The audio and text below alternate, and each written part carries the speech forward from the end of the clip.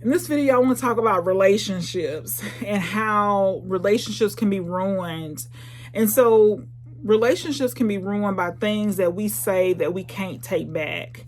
And a lot of times, I see relationships that are ruined, mother, daughter, father, son, or or vice versa.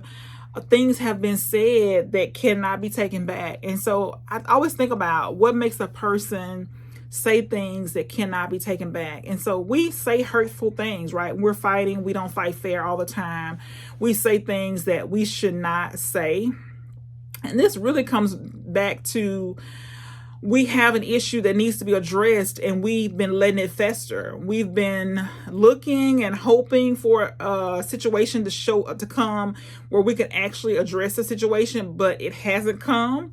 So we haven't talked about it, and we've let it just compound and compound and compound and compound, and we haven't dealt with old issues. That's what it is. We haven't dealt with old issues or issues that really hurt us, and we haven't been able to talk about it. We haven't been able to deal with it.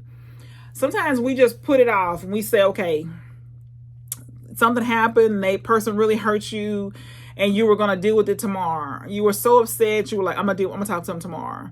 And then the next day, you're like, okay, I'm gonna do it tomorrow. And you keep putting it off until we kind of feel like it's trivial now to talk about it, or we feel like that the situation is not quite right.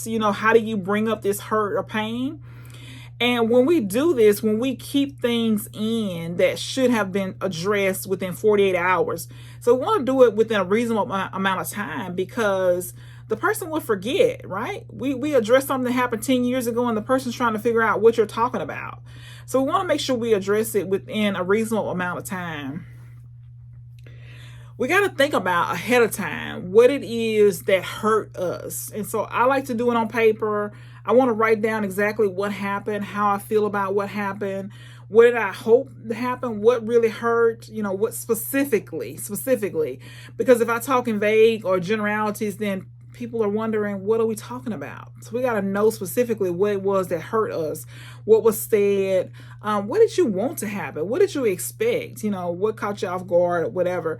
You got to be thinking about this ahead of time, because if you're not, then you show up to the conversation and the person leaves the conversation. You show up to the conversation not saying what needs to be said, not addressing what needs to be said. You like dancing all over around the topic instead of just getting right to it, saying what you want to address or what hurts you. You got to be specific. You got to know ahead of time. You got to be thinking about it ahead of time. What you want to say, how you want to say it. You got to have the specifics ahead of time, so that when you get in front of the person, you're addressing what happened, and you're not attacking them. You're telling them how you felt about whatever they said or whatever they did. So think about it ahead of time, plan it ahead of time, so that you're able to address, whatever it is. And you want to be thinking about, so I think, okay, now I want to pray before I go. I want my attitude, my motives, my actions, my thoughts to be right towards this person before I go.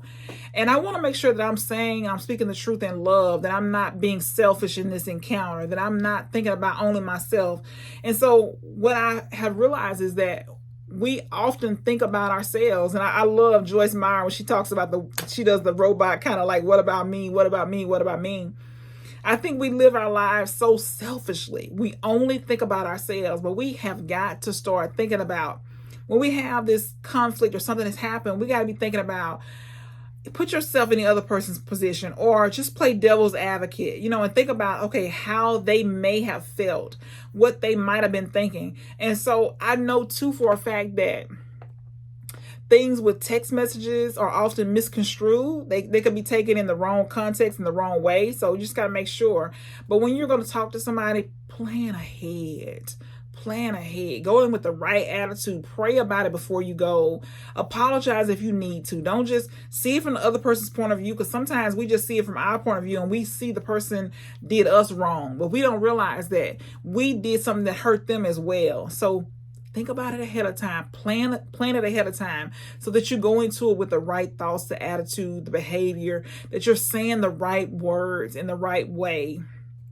So think about that the next time that you need to address something, so you can do it the right way.